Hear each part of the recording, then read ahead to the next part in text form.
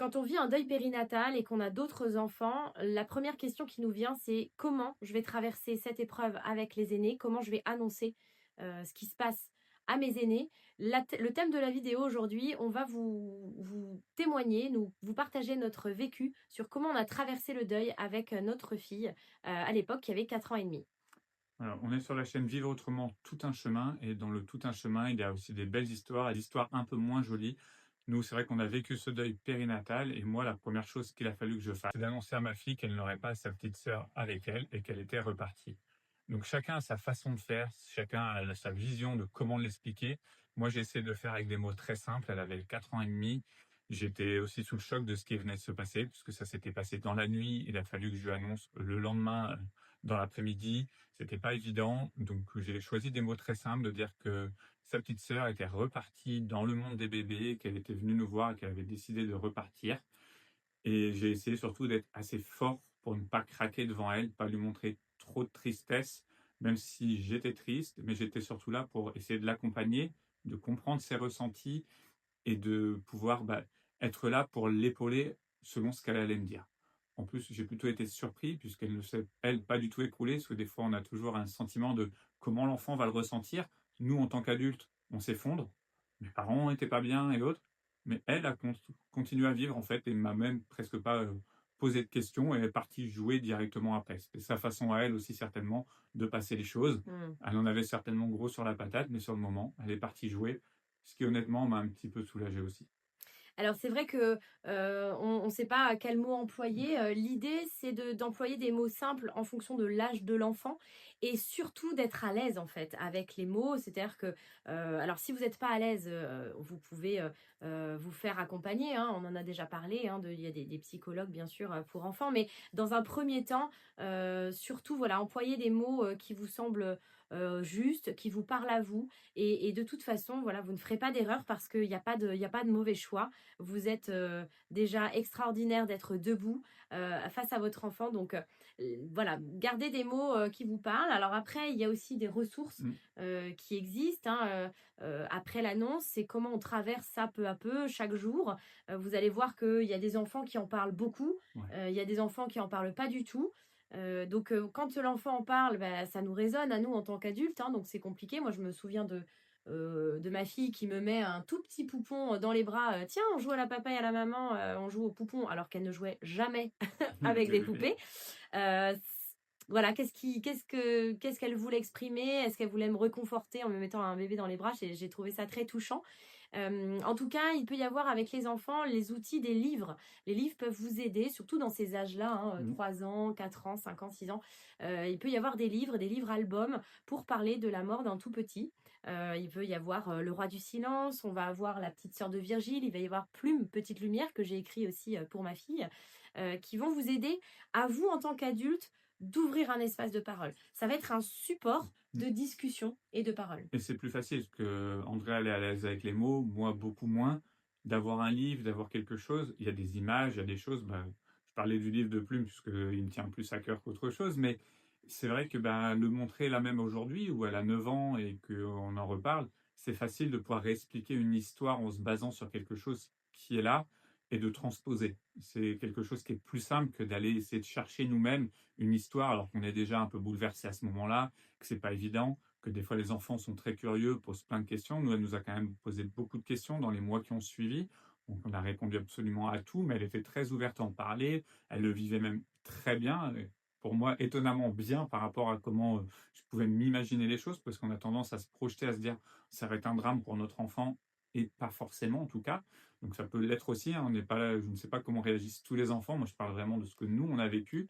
Et c'est Oui, et vrai que puis le livre aide, en tout oui, cas. oui, et puis ça a été des phases, hein, parce que Oui. Romain, oui et puis ça a été des phases parce que notre fille, au tout début, l'a plutôt bien traversée parce que en fait, je pense qu'ils ont un temps Mmh. d'assimilation et puis il y a eu des moments plus compliqués, hein, où il y a l'absence, où il y a, l'imagination, elle aurait dû être là, il y a les dates anniversaires, hein, forcément. Mmh. Je crois que c'est important de garder des mots quand même clairs, hein. C'est vrai que là, les psychologues sont unanimes, les pédopsychiatres sont unanimes. Voilà, il faut parler, de la mort physique, du fait que ce bébé, bah, il ne vivra pas, il ne sera pas là et puis il ne reviendra pas.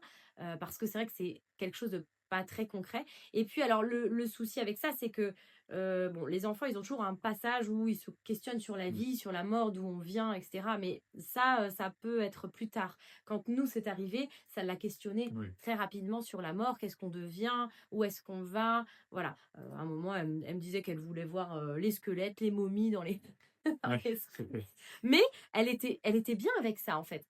Voilà, donc ça, je rebondis aussi sur ça, c'est que pour que votre enfant, traverse le mieux possible, le deuil périnatal, c'est de prendre soin de vous.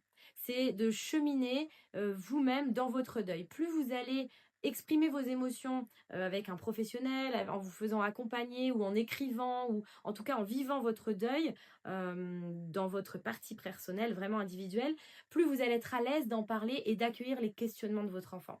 oui, parce qu'en plus, les enfants, ça reste des éponges émotionnelles, on s'en rend pas compte, mais ils vont, eux, tout capter ce que nous, on ressent et certains vont soit, le capter et vivre la même chose ou soit le capter et vouloir aller à l'inverse pour vous aider ou autre. Mmh. Donc, plus vous allez travailler sur vous et essayer d'être mieux à l'intérieur de vous, donc mieux comprendre ce qui s'est passé, mieux l'assimiler, plus ça sera facile de pouvoir l'expliquer aux enfants, parce que les enfants ressentiront que vous êtes un petit peu OK, entre guillemets, avec ce qui s'est passé, en tout cas que vous l'avez assimilé vous, et ça va être beaucoup plus simple pour eux de comprendre le ressenti général de ce qui se passe.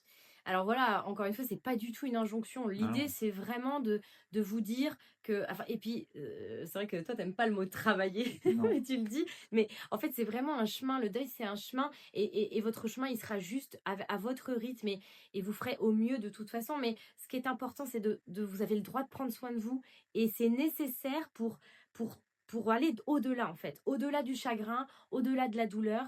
Souvent, on a peur de la douleur et on n'ose pas, en fait, la laisser sortir et pourtant, c'est parce que on la laisse sortir que derrière, on en fait quelque chose. Donc ça, c'est vraiment, vraiment important. Oui, puis il faut avoir l'idée, bah, la vie, c'est un chemin. Et le deuil, c'est un gros caillou qui est au milieu du chemin et il va falloir passer par-dessus pour continuer de toute façon à avancer puisque il faut continuer le chemin. Donc il faut juste le vivre d'une bonne façon, en tout cas de la bonne façon qui sera bonne pour vous. Et on est tous différents, donc chacun le vivra comme il peut. Mais il faut vraiment accepter qu'il y a des cailloux sur le chemin et que ça peut être un deuil, mais ça peut être plein d'autres choses, des problèmes dans le travail, des problèmes dans un... Ce qui va être important aussi pour la fratrie et pour la famille et l'entourage, c'est de donner une juste place à l'enfant. Je pense qu'il ne faut pas que ce soit un sujet tabou, ou à des non-dits, parce que les non-dits, finalement, comme, tu le disais tout à l'heure, en fait, les enfants vont ressentir, hein, cette gêne, ce côté, où on n'est pas à l'aise et où on ne sait pas, la place de cet enfant. C'est-à-dire que, il faut que chacun ait une place, l'aîné, l'enfant qui vient après aussi, après cet enfant reparti. Voilà, donc ça, c'est important que chacun ait sa place dans la famille. Une juste place, bien sûr, hein, on va pas parler tous les jours, tout le temps de cet enfant qui est parti, mais on sait qu'il existe, on sait qu'il est là, qu'il a traversé notre vie, qu'il nous a apporté plein de choses, des choses difficiles, mais aussi des belles choses, des enseignements. Et ça, c'est important pour tout le monde que cet enfant ait sa place. Et puis, le dernier point, moi qui me touche particulièrement, c'est et que je ne voulais pas m'effondrer en fait devant ma fille. Donc, ma fille, elle m'a vue émue, elle m'a vue triste, hein, elle m'a sentie triste, hein, de toute Ça t'a fait façon. pleurer aussi, hein. Elle m'a vue pleurer, mais je me suis jamais effondrée complètement et on s'est jamais effondrés tous les 2. Alors si ça vous arrive, c'est OK, enfin je veux dire voilà, moi j'ai pas de jugement là-dessus. C'est juste que moi je l'ai vécu, en tant qu'enfant et à 6 ans, j'ai vu mes 2 parents, complètement effondrés et moi du coup je me suis mis en retrait et je me suis dit: «Bon bah, il y a plus personne pour, me garantir moi en fait». Donc c'était compliqué en tant qu'enfant, j'ai pas voulu reproduire ce schéma-là, j'en veux pas du tout à mes parents parce qu'ils ont fait comme ils ont pu aussi et c'est OK. Mais je pense que, parce que voilà, on entend beaucoup les psys dire: «Ah mais il faut pleurer devant vos enfants» et cetera. Et ben, voilà, non, c'est pas une obligation et vos enfants, ils ont besoin aussi de voir que vous n'êtes pas que, effondrés et que par contre, c'est important de vous garder des espaces où vous vous effondrez, tout seul ou accompagné, Mmh. parce que ça, c'est important, c'est clair. Moi, c'est vrai que j'ai fait vraiment là le mode un peu robotique de dire, je suis le chef de famille, le père et je vais m'occuper de ma femme et de ma fille. Hors de question de craquer devant qui que ce soit. Même devant toi, c'était pas le but de craquer émotionnellement, encore moins quand il y avait la petite qui était là. Donc c'était de vivre. Après, il faut faire attention aussi à ne pas surcompenser déjà pour pas, tout réprimer parce que le deuil, il va revenir à un moment donné et ça peut faire mal si ça explose trop fort.